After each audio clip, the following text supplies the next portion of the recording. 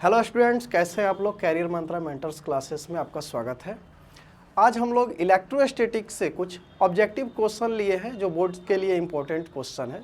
तो इसको हम लोग एक एक करके एक्सप्लेन करेंगे, इसका आंसर क्या होगा। तो चलिए हम लोग शुरू करते हैं और देखते हैं इसमें क्वेश्चन। तो फर्स्ट क्वेश्चन दिया हुआ इसमें, किसी अनावेशित वस्तु पर 1 कूलम्ब आवेश होने के लिए उसमें से निकाले गए इलेक्ट्रॉनों की संख्या कितना होगा। मतलब एक कोई हमारे पास अनचार्ज बॉडी है जो चार्ज नहीं है और उसको चार्ज करना है। कितना चार्ज करना है, तो 1 कूलम्ब उसको चार्ज करना है, तो कितना इलेक्ट्रॉन ट्रांसफ़र करना पड़ेगा वो इसमें पूछा गया है। तो इसमें कुछ ऑप्शन दिए हुए ABCD। तो हम लोग एक काम करते हैं, इसमें जो डेटा दिया हुआ है तो इसमें दिया हुआ है Q का वैल्यू कितना है, तो Q का वैल्यू 1 कूलम्ब है और N हमको फाइंड आउट करना है कि क्या होगा। ठीक है, तो हम लोग पढ़े थे फॉर्मूला Q इक्वल टू होता है Ne, जहाँ E चार्ज ऑन इलेक्ट्रॉन होता है, यानी इलेक्ट्रॉन पे कितने चार्ज होते हैं, N total number of electrons होता है और Q हमारा टोटल चार्ज होता है बॉडी पे। तो N इक्वल टू क्या हो जाएगा, तो N इक्वल टू हो जाएगा Q बाई E। Q का वैल्यू दिया हुआ है 1 कूलम्ब और E का वैल्यू हम लोग को पता है कि इलेक्ट्रॉन पे चार्ज होता है 1.6 इंटू 10⁻⁻19 कूलम्ब। तो यहाँ पे कूलम्ब से कूलम्ब कैंसिल हो जाएगा और ये -19 है, ये ऊपर जाएगा तो क्या हो जाएगा, +19 हो जाएगा। तो ये हो जाएगा 1 इंटू 10⁻19 अपॉन 1.6। ठीक है, अगर इस पॉइंट को हम जब हटाएंगे तो ऊपर एक जीरो ऐड हो जाएगा, तो ये हो जाएगा 10 इंटू 10⁻19 डिवाइडेड बाई 16। अगर एक जीरो इसमें से हम कॉमन ले लें तो ये हो जाएगा 100 इंटू 10⁻18 डिवाइडेड बाई 16। अब 16 से इसको जब हम डिवाइड करेंगे तो इसका वैल्यू आएगा 6.25। तो हमारा जो फाइनल n का वैल्यू आएगा ये आएगा 6.25 इंटू 10⁻18। ठीक है, इसमें कोई यूनिट नहीं है क्योंकि नंबर में कोई यूनिट नहीं होता है। तो यहाँ पे जो ऑप्शन दिया है कि 1 कूलम्ब चार्ज करने के लिए हमें कितना इलेक्ट्रॉन ट्रांसफ़र करना पड़ेगा, यानी n का वैल्यू क्या होगा, तो n का वैल्यू होगा 6.25 इंटू 10⁻18। तो इसमें ऑप्शन दिया हुआ है 6.25 इंटू 10⁻18, 8, 28 और 18 है। तो ये 6.5 है, तो ये तो नहीं होगा, ये भी नहीं होगा, ये भी नहीं होगा। तो हमारा करेक्ट आंसर जो होगा वो होगा 6.25 इंटू 10⁻18। चलिए नेक्स्ट क्वेश्चन जो हम लोग देखते हैं। नेक्स्ट क्वेश्चन दिया हुआ है कि एक वैद्युत द्विध्रुव है। ठीक है, एक वैद्युत द्विध्रुव है, वह एक पृष्ठ से घिरा हुआ है, तो पृष्ठ पर कुल विद्युत फ्लक्स का वैल्यू क्या होगा। मतलब एक हमारे पास कोई सरफेस है और इसके अंदर एक डाइपोल है, जिसमें डाइपोल में एक माइनस चार्ज होता है और एक प्लस चार्ज होता है। तो आप बताइए कि इस सरफेस के अंदर जो ये घिरा हुआ टोटल चार्ज है, ये टोटल चार्ज का वैल्यू कितना होगा। तो टोटल चार्ज हो जाएगा 0, क्योंकि ये जितना -Q है उतना ही +Q है। तो टोटल चार्ज जो इस सरफेस के अंदर होगा वो 0 होगा। तो जब चार्ज ही 0 होगा तो फ्लक्स का फॉर्मूला होता है φ equal to Q by epsilon not. Gauss theorem से हम लोग पढ़े थे। तो यहाँ पे देख रहे हैं Q का वैल्यू कितना है, 0। तो हमारा टोटल फ्लक्स का भी वैल्यू क्या होगा, 0 होगा। तो वही यहाँ पे है कि अगर कोई वैद्युत द्विध्रुव है जो किसी पृष्ठ से घिरा हुआ होगा तो उसके कारण जो फ्लक्स बनेगा उसका वैल्यू कितना होगा, 0 होगा। तो इसमें जो करेक्ट ऑप्शन है वो हमारा हो जाएगा B नंबर ऑप्शन जो है वो करेक्ट है। चलिए देखते हैं हमारा थर्ड क्वेश्चन जो है, कह रहा है कि एक किसी अनावेशित गोलीय खोखले चालक के भीतर विद्युत क्षेत्र की किसी आवेशित खोखले चालक के भीतर जो विद्युत क्षेत्र की तीव्रता होगा वो कितना होगा। इस क्वेश्चन में दिया हुआ है कि एक कोई आवेशित चालक है। ठीक है, हम एक यहाँ पे एक सरफेस बना लेते हैं। कोई एक खोखला आवेशित चालक है, अंदर से ये खोखला है और ये चार्ज है ऊपर से। अब कह रहा है कि इसके अंदर विद्युत क्षेत्र की तीव्रता कितना होगा। तो देखिए, कोई भी आवेशित चालक होगा तो विद्युत क्षेत्र की तीव्रता इसके बाहर होता है, इसके अंदर कोई भी विद्युत क्षेत्र की तीव्रता नहीं होगा, क्योंकि जितना इसमें अगर विद्युत क्षेत्र की तीव्रता अगर इधर से अंदर होगा उतना इधर से होगा और ये सब क्या होगा, कैंसिल हो जाएगा। तो अगर कोई आपके पास आवेशित खोखला चालक है तो उसके अंदर विद्युत क्षेत्र की तीव्रता का वैल्यू कितना होगा, 0 होगा। तो इस क्वेश्चन का भी ऑप्शन जो होगा आपका, इसमें भी किसी आवेशित गोलीय खोखले चालक के अंदर विद्युत क्षेत्र की तीव्रता कितना होता है, तो वो हो जाएगा आपका 0। यानी किसी खोखले चालक के अंदर विद्युत क्षेत्र की तीव्रता का वैल्यू होता है 0। चलिए नेक्स्ट क्वेश्चन हम लोग देखते हैं। कह रहा है वैद्युत फ्लक्स का मात्रक क्या होता है। वैद्युत फ्लक्स का मात्रक क्या होगा।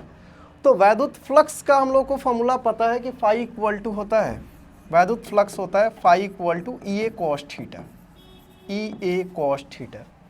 अब ई इलेक्ट्रिक फील्ड है और ए एरिया है, कॉस थीटा का कोई भी यूनिट नहीं होता है, तो ई का यूनिट होता है न्यूटन पर कूलम और एरिया का होता है मीटर स्क्वायर। तो अगर इसको सजा के हम लोग लिख ले तो न्यूटन मीटर स्क्वायर पर कूलम हो जाएगा।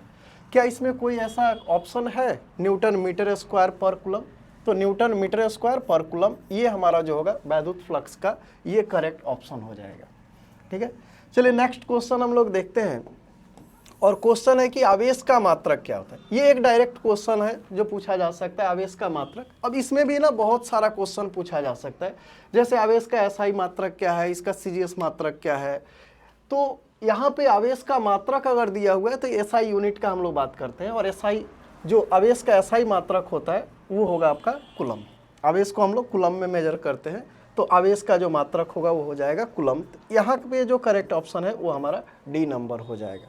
ठीक है, नेक्स्ट क्वेश्चन हम लोग देखते हैं। नेक्स्ट क्वेश्चन है कि दो चार्ज है, आवेश है और उसके बीच की दूरी को हम 2 गुना कर दे रहे हैं। कह रहे हैं कि दो आवेशों के बीच की दूरी को 2 गुना कर देने पर उनके बीच जो बल लगेगा वो कितना होगा। तो अगर हमारे पास एक चार्ज है Q और दूसरा चार्ज है, एक Q1 है और एक Q2 है और इसके बीच का डिस्टेंस अभी मान लेते हैं हम R है, तो इसके बीच जो फोर्स लगता है वो लगता है 1/4 pi epsilon not Q1 Q2 by R square. अब कह रहे हैं अगर हम डिस्टेंस डबल कर दें, तो डिस्टेंस अगर हम डबल कर देंगे तो हमारा जो R था वो कितना हो जाएगा, 2R हो जाएगा। तो अब जो फोर्स होगा वो हो जाएगा 1/4 pi epsilon not Q1 Q2 by 2R का स्क्वायर। तो इसको जब हम लोग स्क्वायरिंग करेंगे तो ये हो जाएगा 1/4 pi epsilon not Q1 Q2 by 2 का स्क्वायर 4 और R का स्क्वायर R स्क्वायर।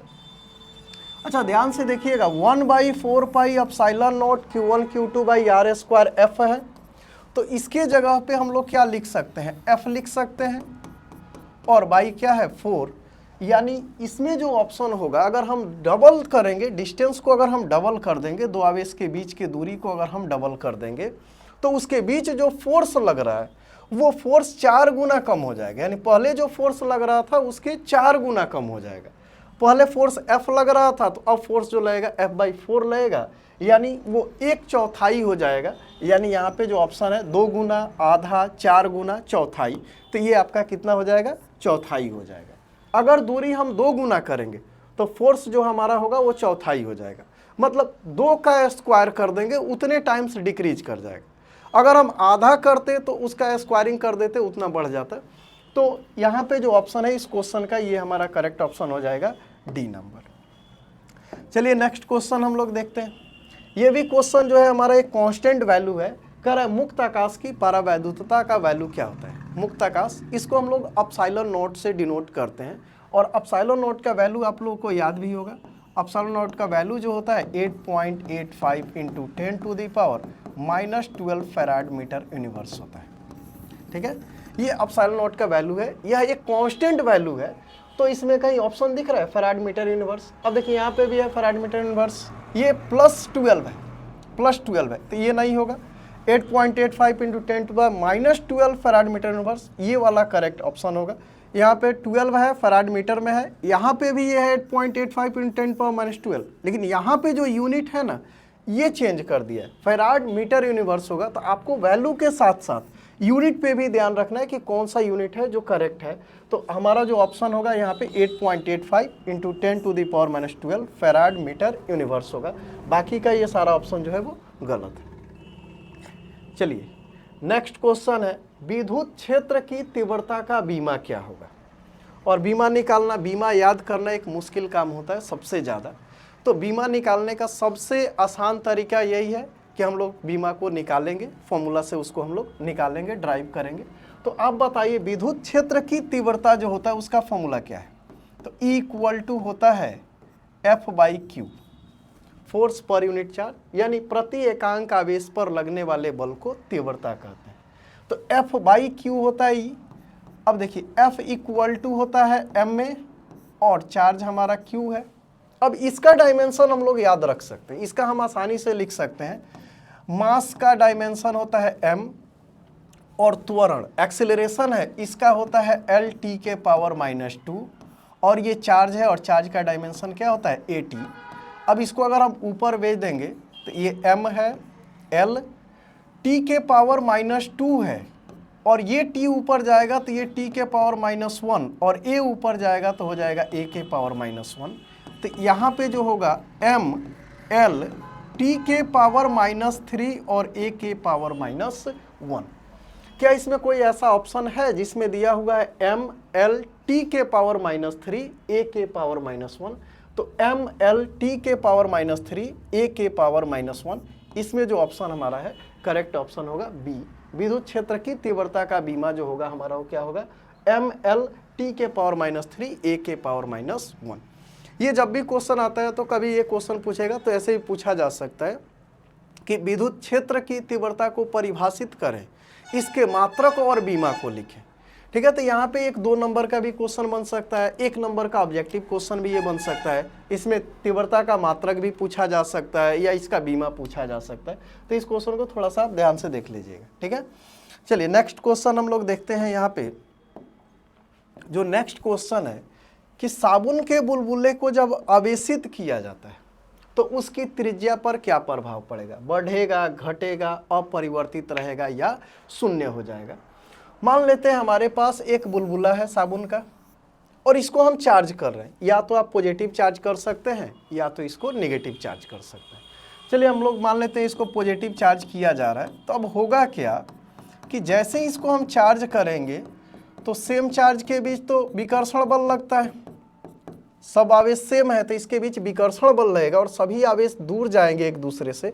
तो ये बुलबुला जो है इसका साइज बढ़ेगा कि घटेगा? तो जब ये दूर जाएगा तो यहाँ पे बुलबुला का साइज जो होगा वो क्या होगा, वो बढ़ जाएगा।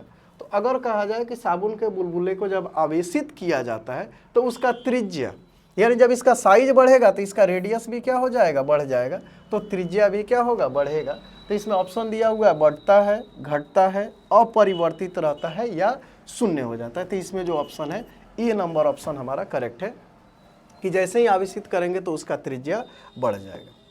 ठीक है, चलिए नेक्स्ट क्वेश्चन हम लोग देखते हैं। कह विद्युत द्विध्रुव आघूर्ण का मात्रक क्या होता है?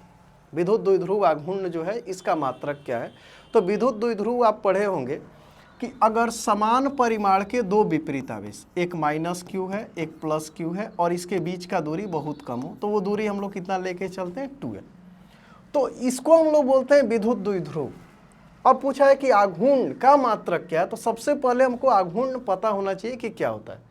तो आघूर्ण क्या होता है, तो आघूर्ण को, विद्युत द्विध्रुव आघूर्ण को P से डिनोट करते हैं और ये होता है विद्युत द्विध्रुव के किसी भी एक आवेश का परिमाण हम ले लेंगे, या तो -q का या +q का, दोनों सेम है, तो किसी का एक का परिमाण ले लेंगे यानी मान लेंगे और उसके बीच के दूरी को गुणा कर देंगे, तो ये हो जाता है विद्युत द्विध्रुव आघूर्ण। अब देखते हैं इसका मात्रक क्या होगा। तो आवेश का मात्रक हम लोग को याद है कूलम्ब होता है और ये 12 क्या है, डिस्टेंस है, इस दोनों आवेश के बीच का डिस्टेंस है और डिस्टेंस यानी दूरी का मात्रक क्या होता है, मीटर, तो इसका मात्रक हो जाएगा मीटर। तो विद्युत द्विध्रुव आघूर्ण का जो मात्रक होगा वो होगा कूलम्ब मीटर।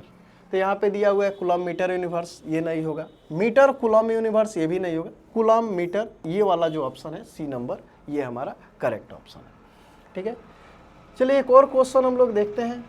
नेक्स्ट क्वेश्चन है, कह रहा है कि यदि किसी अल्प क्षेत्र डीए पर विद्युतीय तीव्रता E लंबवत हो तो उस क्षेत्र पर विद्युत फ्लक्स का मान क्या होगा? हमारे पास एक क्षेत्र है और उस एरिया का जो क्षेत्रफल दिया हुआ है वो dA है और उस पर विद्युत क्षेत्र की तीव्रता लंबवत है।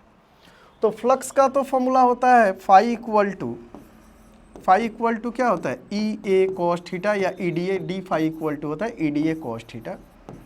अगर एरिया हम छोटा सा लेंगे तो फ्लक्स भी हमारा जो बनेगा वो कम बनेगा। अब कह रहा है कि जो क्षेत्रफल है उसके लंबवत है विद्युत क्षेत्र। मान लेते हैं ये हमारा एरिया है और ये एरिया डीए है। अब इस पर विद्युत क्षेत्र जो है वो लंबवत है इस तरह से। तो अब बताइए कि फ्लक्स का वैल्यू होगा क्या। तो फ्लक्स का फॉर्मूला होता है EDA cos theta, D phi equal to EDA cos theta होता है। अब थीटा का वैल्यू क्या होगा, थीटा किसके बीच का एंगल होता है, तो ये इस एरिया के एरिया वेक्टर यानी क्षेत्र सदिश, तो इस सतह का क्षेत्र सदिश जो होगा वो हमेशा लंबवत होता है। और यहाँ पे देखिए विद्युत क्षेत्र रेखा जो है वो भी उसी दिशा में है। तो दोनों लाइन जब एक ही दिशा में होगा तो थीटा का वैल्यू कितना हो जाएगा, 0 डिग्री।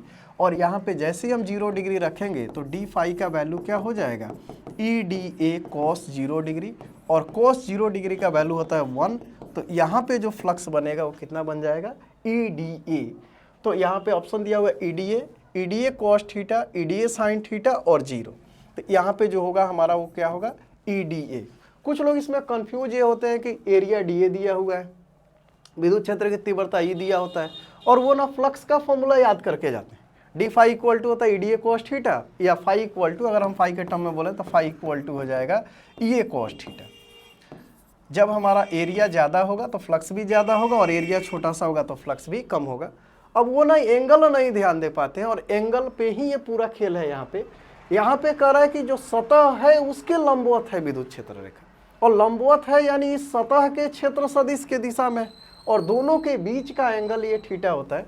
तो यहाँ पे जो थीटा का वैल्यू है वो कितना है, 0 डिग्री है, और 0 डिग्री जैसे ही होगा तो cos 0 का वैल्यू क्या होगा, 1। तो डी फाई इक्वल टू हो जाएगा ई डी ए। तो जो 11 नंबर क्वेश्चन है कि अगर डी ए जो है उसके लंबवत है विद्युत क्षेत्र की तीव्रता ई, तो वहाँ पे जो फ्लक्स होगा उसका वैल्यू हो जाएगा ई डी ए के इक्वल होगा। ठीक है, इसमें कोई दिक्कत नहीं होगा। चलिए अगला क्वेश्चन देख रहे हैं। क्वेश्चन है कि किसी बंद सतह के अंदर, कोई बंद सतह है और उसके अंदर कोई आवेश स्थित है। वो आवेश कितना है, Q है। अब कह रहे हैं कि उसके कारण फ्लक्स कितना होगा। तो गॉस प्रमेय में ये कहा गया है कि अगर कोई भी आवेश किसी सतह के अंदर बंद होगा, घिरा होगा, तो उस आवेश के कारण जो फ्लक्स होगा उस आवेश और 1/ε0 के गुणनफल के इक्वल होगा। तो फ्लक्स जो होगा फाई इक्वल टू ये हो जाएगा Q/ε0।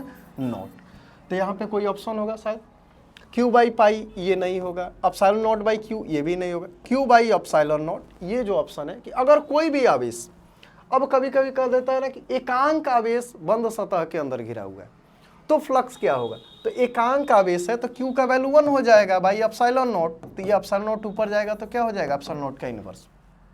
अगर यहाँ पे Q का वैल्यू न दे करके दे देता, किसी बंद सतह के अंदर एकांक आवेश है, मतलब यूनिट चार्ज, एक चार्ज है, एक, उसका वैल्यू है 1, तो उसके कारण फ्लक्स क्या होगा। तो हम Q के जगह पे 1 रख के ε0 करेंगे तो हो जाएगा ε0 का यूनिवर्स। ठीक है, ये क्वेश्चन का जो आंसर होगा, Q दिया हुआ है चार्ज और वो बंद सतह के अंदर है, तो उसके कारण जो फ्लक्स बनेगा वो बनेगा Q/ε0। अगर यहाँ पे एकांक आवेश कहता तो 1 रखते और ε0, तो ये ऊपर जाता तो हो जाता ε0 का यूनिवर्स। चलिए ठीक है, नेक्स्ट क्वेश्चन हम लोग करते हैं। यहाँ पे नेक्स्ट क्वेश्चन है, कह रहा है कि कोई आवेशित समतल चद्दर है और उसके सामने, अब इसमें ना 2 कंडीशन बनता है।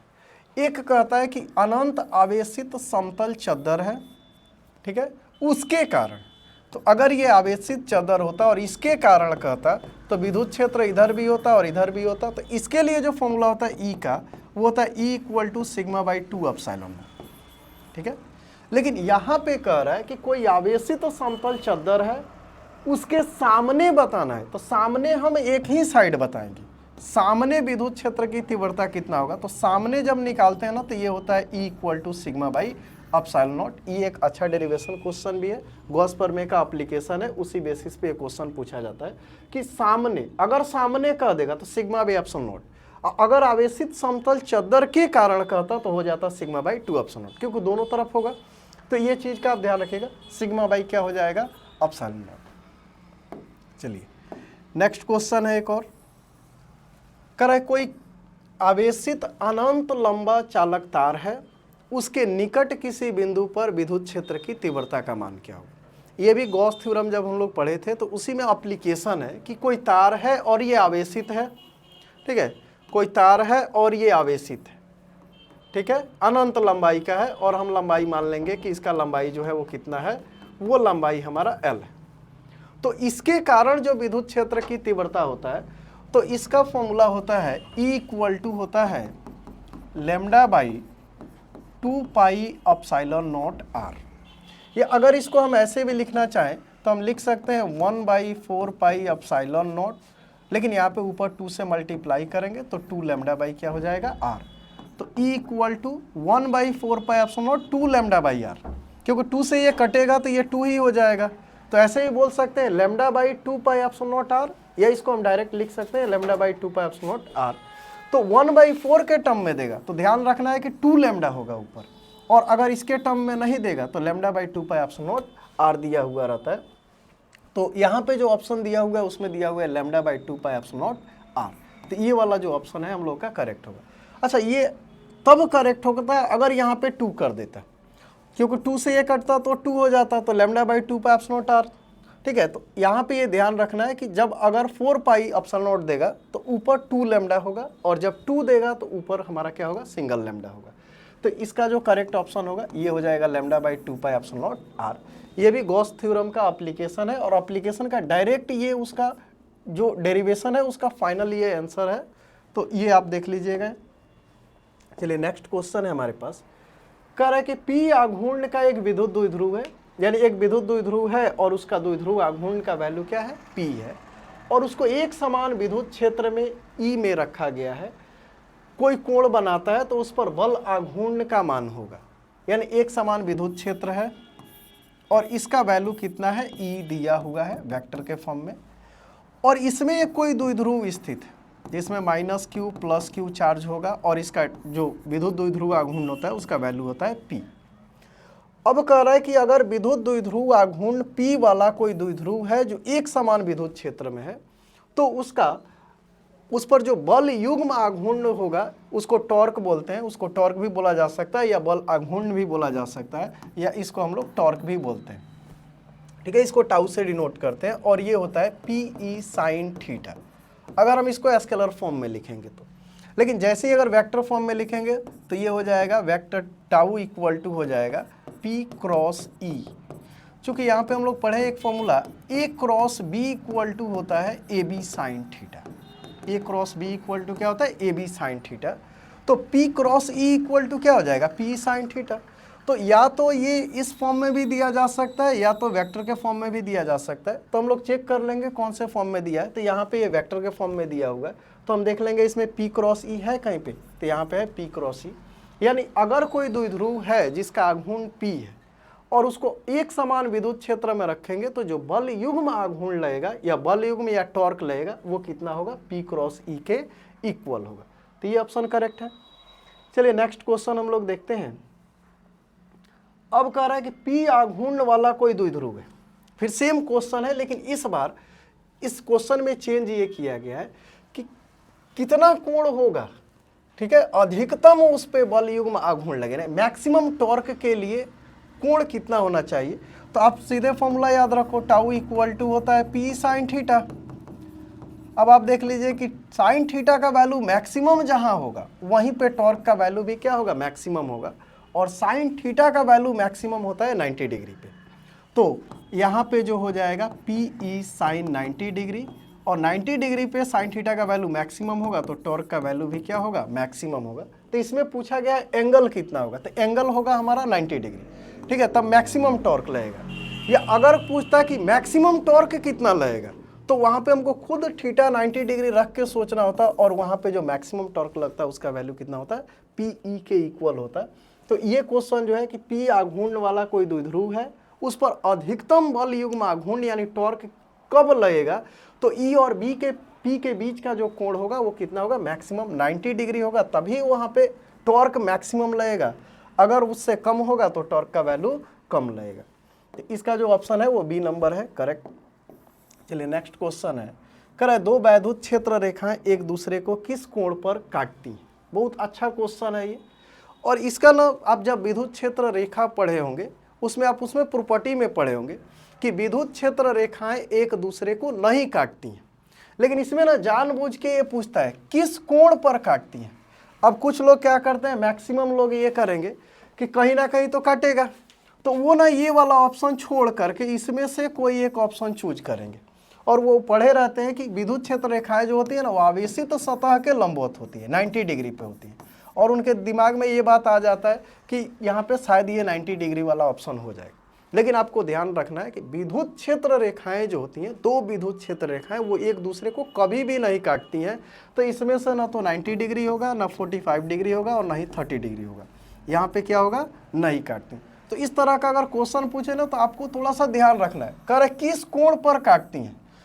तो कुछ लोग इसी में कंफ्यूज हो जाते हैं, जब क्वेश्चन में पूछ रहा है किस कोण पर काटती हैं तो कहीं ना कहीं तो काटेगा ही, और यहीं पे वो कंफ्यूज हो करके 90 डिग्री या 30 डिग्री जो भी ऑप्शन है, मेन ऑप्शन से ही वो क्या करते हैं, मेन ऑप्शन को छोड़ करके और जो गलत है उसी में वो देखते हैं कौन सा सही है। तो इसका क्या होगा, ऑप्शन नंबर डी जो है वो सही है।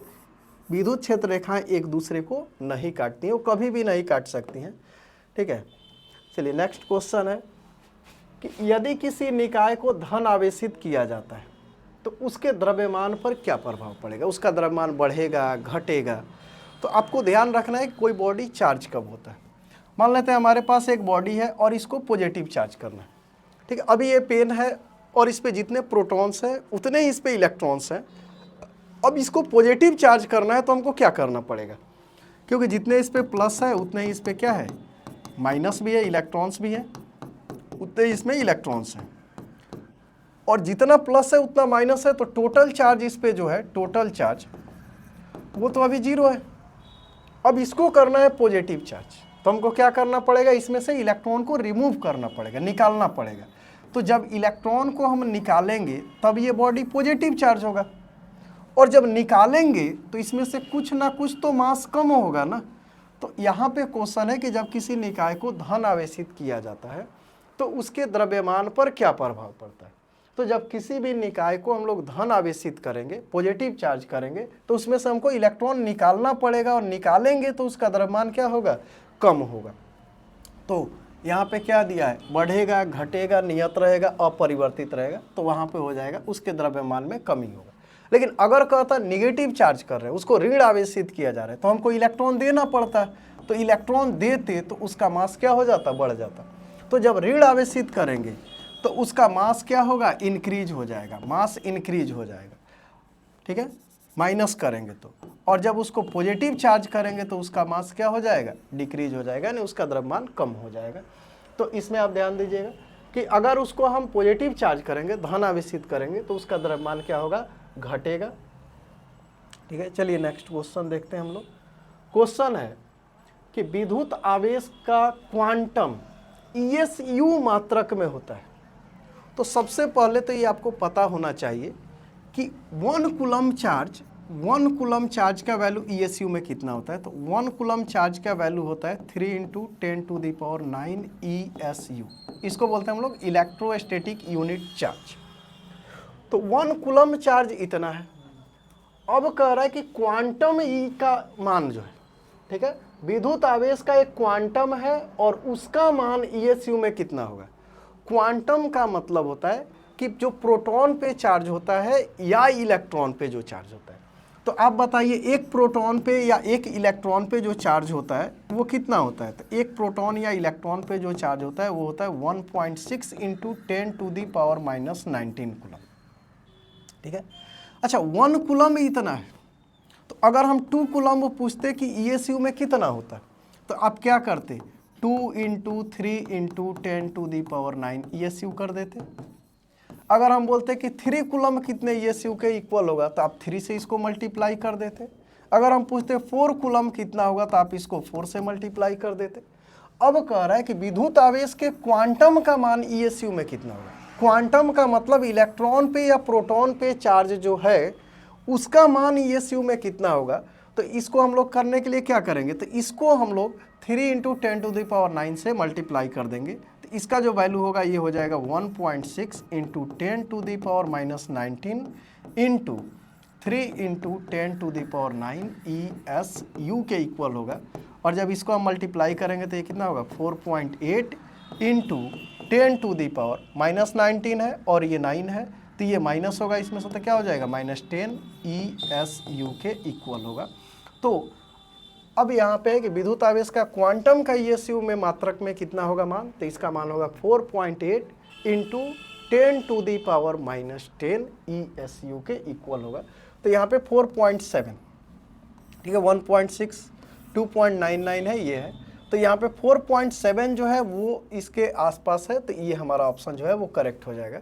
एक्चुअल में ये 3 होता नहीं है, ये होता है 2.99। हम लोग राउंड फिगर में इसको लेकर के चलते हैं 3, ठीक है। तो इसलिए थोड़ा सा ये वैल्यू हमारा 0.1 वैल्यू जो है यहाँ पे डिफर कर रहा है, तो ये हो जाएगा 4.7 इंटू 10⁻⁻10, ठीक है। ये वाला क्लियर हो गया सबको। कभी भी अगर क्वांटम में पूछेगा, क्वांटम का ESU में, तो आपको एक इलेक्ट्रॉन या प्रोटॉन के चार्ज को मल्टीप्लाई करना होता है ESU में। चलिए नेक्स्ट क्वेश्चन देखते हैं। नेक्स्ट क्वेश्चन है स्थिर वैद्युत क्षेत्र होता है। तो स्थिर वैद्युत क्षेत्र जो होगा वो संरक्षी होता है, ठीक है। इसमें दिया हुआ है संरक्षी प्रकृति का असंरक्षित, क्योंकि विद्युत क्षेत्र जो उत्पन्न होता है वो आवेश से उत्पन्न होता है और आवेश किसी भी निकाय पे संरक्षित रहते हैं, तो उसका विद्युत क्षेत्र भी जो होगा वो भी क्या होगा, संरक्षित होगा, ठीक है। तो यहाँ पे दिया हुआ है वो होगा हमारा संरक्षी प्रकृति का। इसके बाद से क्वेश्चन, इलेक्ट्रॉन का विशिष्ट आवेश स्पेसिफिक चार्ज का वैल्यू कितना होता है। इलेक्ट्रॉन पे जो विशिष्ट आवेश होता है इसका वैल्यू कितना होगा, तो आप इसको ना हम लोग बोलते हैं E/me रेशियो। विशिष्ट आवेश अगर हमसे पूछा जाए कि इलेक्ट्रॉन पे विशिष्ट आवेश का मान क्या होगा, तो हमको E/me रेशियो निकालना होता है। अब E का वैल्यू यानी चार्ज ऑन इलेक्ट्रॉन कितना होता है, 1.6 इंटू 10⁻⁻19 कूलम, और मास Me मतलब क्या होगा, मास ऑफ इलेक्ट्रॉन, ये होगा 9.1 इंटू 10⁻31 kg। और जब इसको हम लोग सॉल्व करेंगे ना, तो इसका वैल्यू जो आएगा वो आएगा, ये माइनस से ऊपर जाएगा तो प्लस होगा, तो जाहिर सी बात है प्लस का वैल्यू ज़्यादा होगा, तो इसका वैल्यू जो आता है वो आता है 1.8 इंटू 10⁻11 कूलम पर kg। तो E/me रेशियो को हम लोग बोलते हैं इलेक्ट्रॉन पर विशिष्ट आवेश, और इसका वैल्यू कितना होगा, 1.8 इंटू 10⁻11 कूलम पर kg, ये होगा। तो ये हमारा करेक्ट ऑप्शन हो जाएगा, ठीक है। चलिए इसके बाद से और क्वेश्चन है एक और, एक आवेशित चालक के सतह के किसी बिंदु पर विद्युत क्षेत्र की तीव्रता, कोई आवेशित चालक सतह है और उस पर विद्युत क्षेत्र की जो तीव्रता होगा वो कैसा होगा। तो आपको हम बता दें, कोई भी अगर हमारे पास कोई चालक प्लेट है और उसको हम चार्ज कर दिए हैं, तो विद्युत क्षेत्र जो होता है ये हमेशा इस सतह के लंबवत होता है, हमेशा इस सतह के क्या होगा, लंबवत होगा।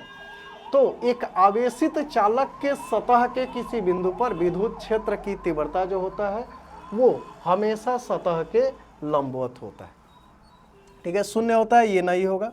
सतह के स्पर्शीय होता है, ये भी नहीं होगा, इनमें से कोई नहीं। तो यहाँ पे जो हमारा करेक्ट ऑप्शन है वो क्या है, सतह के लंबवत होता है। चलिए ठीक है, नेक्स्ट क्वेश्चन हम लोग देखते हैं। कह रहा है कि 1 कूलम्ब आवेश कितना ESU के बराबर होता है, या 1 कूलम्ब आवेश बराबर होता है, इसमें जो ऑप्शन दिया उसमें से देख लेंगे। तो 1 कूलम्ब जो आवेश होता है वो कितने ESU होगा, तो 1 कूलम्ब आवेश अभी कुछ देर पहले बताए थे जस्ट आपको, ये होता है 3 इंटू 10⁻9 ESU के इक्वल होता है, ठीक है, 3 इंटू 10⁻9 ESU। और ये इसका वैल्यू 3 हम लोग राउंड फिगर लेते हैं, एक्चुअल में ये होता है 2.99। तो आप इसमें ऑप्शन देख लीजिए, 3 दिया हुआ है या 2.99 दिया हुआ है। तो इसमें ऑप्शन 2.99 इंटू 10⁻9 ESU दिया हुआ है, ये वाला करेक्ट होगा। ये हमारा जो है ये सब कोई इसमें से करेक्ट नहीं है, ठीक है। चलिए नेक्स्ट क्वेश्चन, किसी वस्तु पर आवेश का न्यूनतम मात्रा कम नहीं हो सकता है। अब इसमें कुछ आवेश का वैल्यू दिया हुआ है, अब कह रहा है कि इसमें से कितने आवेश से कम नहीं हो सकता है। हमारे पास एक कोई बॉडी है, इसको हमको चार्ज करना है और हमको कम से कम चार्ज करना है, तो कम से कम कितना हो सकता है, ठीक है। तो कम से कम ये तभी चार्ज होगा जब इसमें से हम या तो इलेक्ट्रॉन को निकालेंगे या इस पे हम इलेक्ट्रॉन को देंगे। और एक इलेक्ट्रॉन पे जो चार्ज होता है 1.6 इंटू 10⁻⁻19 कूलम के इक्वल होता है। अगर एक इलेक्ट्रॉन निकालेंगे तो इतना प्रोटॉन पे चार्ज बढ़ जाएगा, अगर एक इलेक्ट्रॉन देंगे तो इलेक्ट्रॉन का चार्ज माइनस में बढ़ जाएगा। एक इलेक्ट्रॉन से आप कम इलेक्ट्रॉन को कभी भी ट्रांसफ़र नहीं कर सकते। आप ऐसा नहीं होगा कभी आधा इलेक्ट्रॉन निकाल दिए, ठीक है। जैसे अब पूछा जाए क्लास में कम से कम कितने स्टूडेंट हो सकते हैं, तो कम से कम एक हो सकता है, उससे कम जाएंगे तो 0 हो जाएगा, ठीक है। ऐसे थोड़े होगा, कभी भी ये फ्रैक्शन में नहीं होगा। ऐसे थोड़े होगा 1.5 स्टूडेंट, कभी भी नहीं हो सकता है। वो आएगा तो कितना आएगा, या तो पूरा आएगा, ठीक है। तो उसी तरह से जब इलेक्ट्रॉन ट्रांसफ़र होता है तो वो पूरा ट्रांसफ़र होता है। एक इलेक्ट्रॉन जाएगा या 2 जाएगा या 3 जाएगा, तो यहाँ पे कह रहे कम कितना हो सकता है, ठीक है। उस आवेश से कम नहीं होना चाहिए, उससे कम जाएंगे तो 0 हो जाएगा। तो कम से कम आवेश जो होता है वह इलेक्ट्रॉन पे या प्रोटॉन पे जितना चार्ज होता है उसी के इक्वल होगा, और वो होता है 1.6 × 10⁻⁻19 कूलम। तो किसी भी बॉडी पे न्यूनतम जो चार्ज का वैल्यू हो सकता है वो न्यूनतम जो होगा वह 1.6 × 10⁻⁻19 कूलम के इक्वल हो सकता है। इससे कम चार्ज नहीं हो सकता। इससे कम अगर हम जाएंगे तो उस चार्ज का वैल्यू कितना हो जाएगा, 0 हो जाएगा, ठीक है। तो न्यूनतम कहा है तो यहाँ पे जो होगा 1.6 × 10⁻⁻19 कूलम के इक्वल होगा। चलिए, यहाँ पे पूछा है 1 स्टेट कूलम कितने कूलम के इक्वल होगा। अच्छा, अभी अभी आप देखे थे 1 कूलम इक्वल होता है 3 × 10⁻9 ESU के, और इसी को हम लोग स्टेट कूलम भी बोलते हैं, स्टेट कूलम भी बोलते हैं। अब कह रहा है कि 1 ESU कितना कूलम के इक्वल होगा। तो अगर इसको हम जब इधर डिवाइड करेंगे तो यहाँ पे क्या हो जाएगा, 3 × 10⁻9। अब ये हो जाएगा 1/3 × 10⁻9, ऊपर जाएगा तो -9, यानी इतना कूलम जो होगा वह 1 ESU, या इसी को हम बोल सकते हैं 1 स्टेट कूलम। तो 1 स्टेट कूलम जो चार्ज होगा वो हो जाएगा 1/3 × 10⁻9 कूलम। अच्छा, यहाँ पे जो ऑप्शन दिया हो इस हिसाब से ये वाला जो ऑप्शन हमारा है 1/3 × 10⁻9 कूलम, ये सही हो जाएगा। लेकिन कभी कभी क्या करता है, इसको ना डिवाइड करके दे देगा। अब 1 को 3 से डिवाइड करेंगे तो 0.33 आ जाएगा, इंटू 10⁻9 कूलम हो जाता है। अब इसको अगर हम लोग करेक्ट करें थोड़ा सा और इसको राउंड फिगर में लेके चलेंगे तो ये हो जाएगा 3.33 × 10⁻10 कूलम। तो कभी कभी ऑप्शन इस तरह से भी दिया जा सकता है 3.33 × 10⁻10 कूलम, और कभी ऐसे भी ऑप्शन रहता है 1/3 × 10⁻9 कूलम। तो इसमें ये वाला ऑप्शन है तो ये हो जाएगा। अगर ऐसा नहीं रहता तो इस तरह का ऑप्शन जो रहता वो हमारा करेक्ट हो जाता। चलिए, और क्वेश्चन है कूलम बल कैसा बल होता है। तो कूलम बल एक केंद्रीय बल होता है और इसके साथ साथ ये विद्युत बल भी होता है। तो इसमें जो ऑप्शन दिया हुआ है ए और बी, केंद्रीय बल भी है, ये 2 बॉडी के सेंटर में लगता है, ठीक है। 2 चार्ज बॉडी है, उसके सेंटर से सेंटर पे लगता है, तो केंद्रीय बल है। और इसके अलावा ये विद्युत बल भी है। इसके अलावा क्वेश्चन है कि विद्युत क्षेत्र की, यहाँ पे दिया हुआ है, विद्युत क्षेत्र ई में किसी द्विध्रुव को प्रारंभिक दिशा से थीटा कोण तक घुमाने में किया गया कार्य कितना होगा। अब देखिए, कार्य का यहाँ पे फॉर्मूला होता है W = होता है P cos θ1 - cos θ2। अब कह रहा है कि इसको प्रारंभिक दिशा से थीटा कोण तक घुमाए। प्रारंभिक का मतलब हुआ θ = 0 डिग्री से θ2 = थीटा तक घुमाए।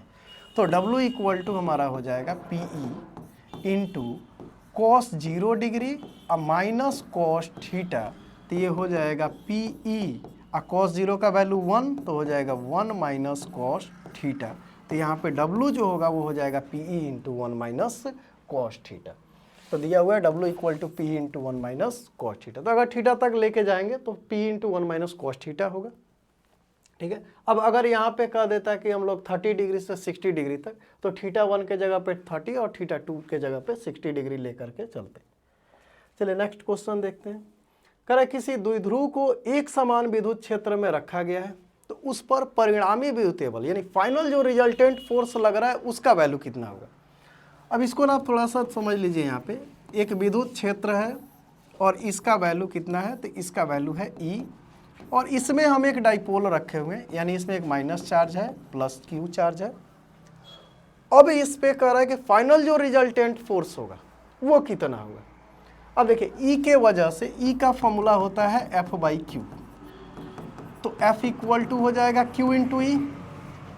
तो इस चार्ज पे जो फोर्स लगेगा F equal to minus Q into E लगेगा, ये अट्रैक्शन फोर्स होगा इधर की ओर, और इस पे जो फोर्स लगेगा वो F इक्वल टू लगेगा Q इंटू ए, ये हो जाएगा रिपल्सन फोर्स इधर की ओर।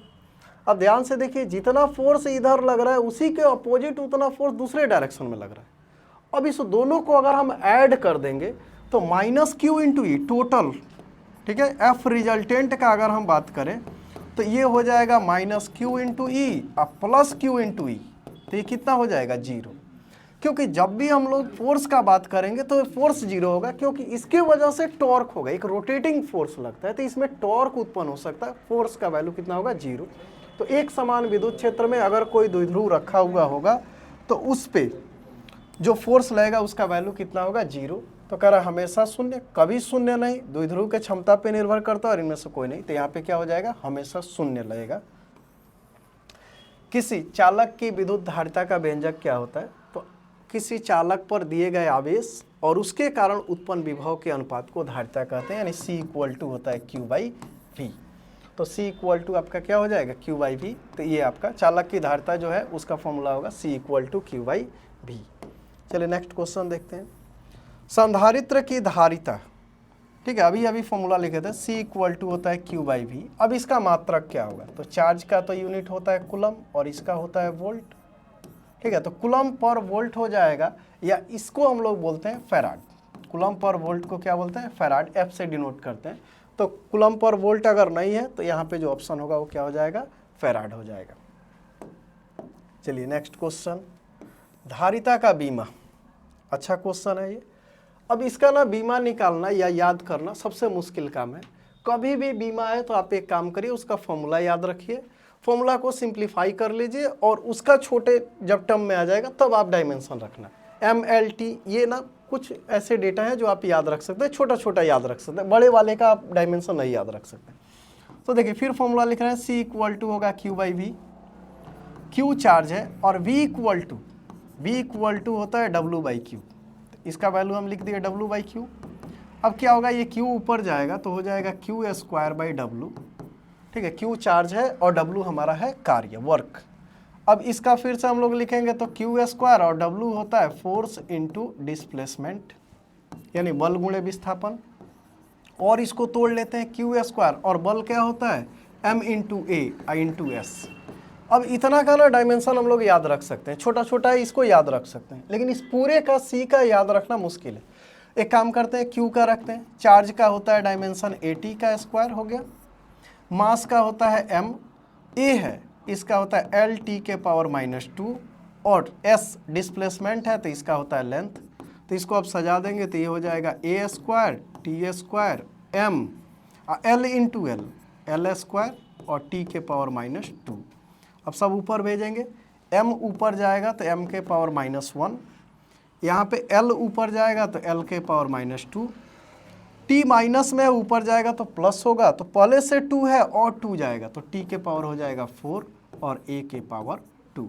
तो M के पावर -1, L के पावर -2, T के पावर 4 और A के पावर 2। इसमें कोई ऑप्शन है? M -1, L -2, T के पावर 4 और A के पावर 2। तो इसका ना ये करेक्ट ऑप्शन हो जाएगा। कभी भी आप डायमेंशन याद नहीं करेंगे, आप एक काम करेंगे, उसका फॉर्मूला याद रखेंगे और फॉर्मूला को सिंप्लीफाई करके आप डायमेंशन निकालिए, तब गलत नहीं होगा। ऐसे आप याद करके जाइएगा तो गलत हो सकता है।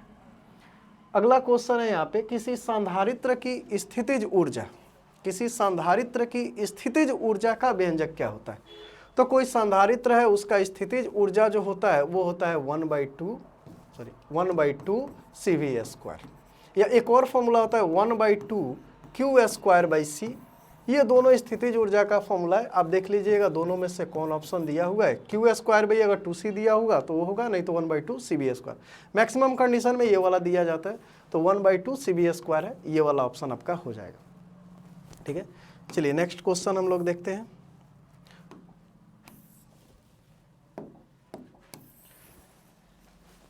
यहाँ पे एक और क्वेश्चन है कि एक समांतर प्लेट संधारित्र है और उसके प्लेट के बीच का दूरी हम लोग बढ़ा देते हैं, तो उसके धारिता यानी कैपेसिटेंस पे क्या इफेक्ट पड़ेगा? हमारे पास एक समांतर प्लेट संधारित्र है, इसमें 2 प्लेट होता है, एक पे प्लस चार्ज और एक पे माइनस चार्ज, इसके बीच का दूरी अभी d है। तो C का फॉर्मूला होता है epsilon not A by D. अगर हम d बढ़ाएंगे तो C पर क्या इफेक्ट पड़ेगा, आप खुद देख लीजिए। अगर d बढ़ेगा तो C के ये इन्वर्सली प्रोपोर्शनल है, नीचे d बढ़ेगा तो C का वैल्यू क्या होगा, घटेगा। तो यहाँ पे कह रहा है कि जब प्लेट के बीच की दूरी को बढ़ाया जाता है तो धारिता पर क्या प्रभाव पड़ेगा, तो धारिता उसका घट जाएगा यानी घटती है। ठीक है, चलिए नेक्स्ट क्वेश्चन। 3 संधारित्र है और वो तीनों श्रेणी क्रम में जुड़ा है, तो संयोजन की धारिता क्या होगा। श्रेणी क्रम का फॉर्मूला होता है C equivalent equal to 1/C1 plus 1/C2 plus dot dot dot, इस तरह से चले जाएंगे। 3 कह रहे हैं, तीनों श्रेणी क्रम में है। अब ध्यान रखिएगा, अगर सेम वैल्यू का होगा तो 1/C इक्विवेलेंट हो जाएगा 1/C plus 1/C plus 1/C, तो ये हो जाएगा आपका C का एलसीएम C 1 प्लस 1 प्लस 1, तो 1/C इक्विवेलेंट जो होगा तो C इक्विवेलेंट जो हो जाएगा ये हो जाएगा आपका C/3। अच्छा, ये तो चलो 3 था तो आप बना लिए। अगर कहता n नंबर है, n संधारित्र और श्रेणी क्रम में जुड़े, 3 है तो 3 से डिवाइड किए, 4 रहता तो 4 से डिवाइड करते, 5 रहता तो 5 से डिवाइड करते। अगर n संधारित्र रहता तो उसका C इक्विवेलेंट कितना हो जाता, C/n के इक्वल हो जाता। श्रेणी क्रम में रहता तो, अगर समांतर में रहता तो n इंटू C के इक्वल हो जाता। तो इसको आप ध्यान रखिएगा, यहाँ पे थोड़ा सा डेटा चेंज कर सकता है। ठीक है, चलिए अगला क्वेश्चन देखते हैं, अब लास्ट ही हम लोग आ गए हैं।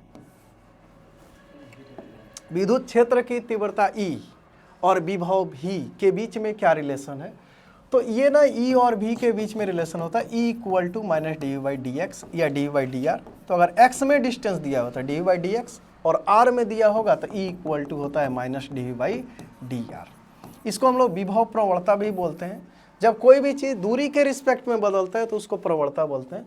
तो यहाँ पे E जो होता है वह माइनस dy/dx या dy/dr के इक्वल होता है। तो यहाँ पे ऑप्शन क्या है, E equal to minus dy/dx। चलिए एक लास्ट क्वेश्चन है